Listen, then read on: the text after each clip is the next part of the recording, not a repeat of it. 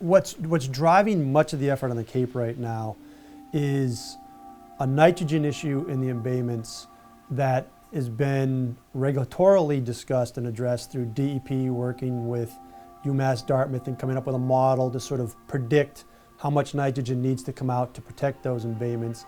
And in that case, it's all about what they're using sort of as the canary in the mine on that is eelgrass and the ability of eelgrass to survive in those embayments. What's happened is it's over the past 4 or 5 decades, 6 decades, as we've grown as humans on the shore, we've been affecting those embayments to the point now where eelgrass can no longer grow.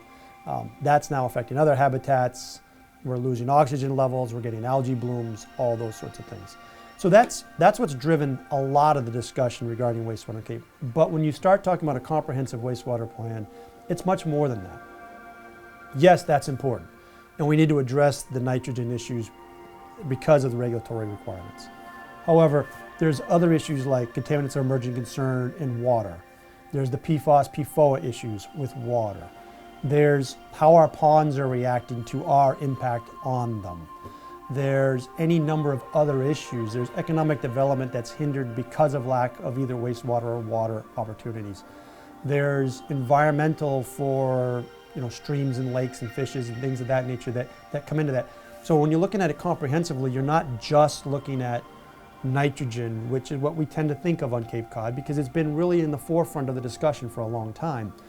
You think about a much broader palette of issues that go on, and thus you have to look at solutions that are much broader than that. The problem is with our coastal waters, we have a lot of nutrients ending up in there, and nitrogen in coastal waters is a big problem. It's causing algal blooms. Those algal blooms, when they die off, can cause fish kills, and the bacteria can cause shellfish closures and beach closures.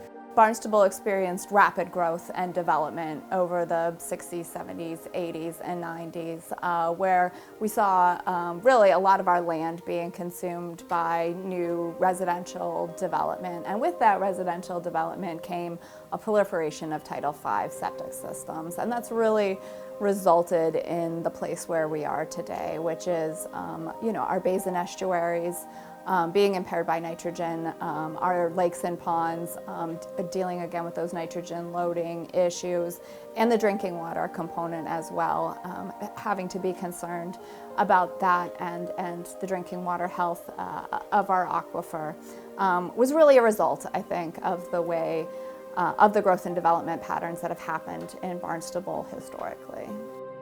Our nitrogen issues in our coastal waters, they're not caused just by stormwater runoff or fertilizer use or septic. It's a combination.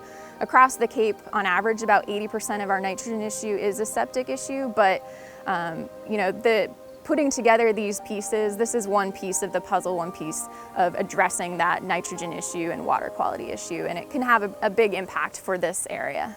If you have a home here, you have a beautiful water view. If you take your family on vacation here, you're going to be able to enjoy our beautiful beaches or our pristine lakes and ponds. And as we talk about water quality and water quality management, being able to do that responsibly has a direct impact on people's experiences here. So if our waters become impaired, people's experiences here don't have that same kind of rich value that they've come to expect here in Barnstable. So making sure that we're being good stewards of our water is directly linked to making sure we're promoting the economic health of our community. This is the lifeblood of our community. I mean, protecting this delicate area within the state of Massachusetts is something that, and being stakeholders here, being property owners, we want to protect our investment. We want to protect our environment. We all benefit from addressing this issue. One of the common refrains we have here on Cape Cod is that our environment is our economy. People are attracted to Cape Cod, whether you come here as a year-round resident, a seasonal resident, or you come here on vacation, with this idea that you're going to be close to the water. The economy is a blue economy. People come here to see the oceans, use the oceans, shellfish, fish, go to the beach. So without quality water supplies, quality oceans, ponds, recreation, water quality is everything for the town of Barnstable, quite frankly.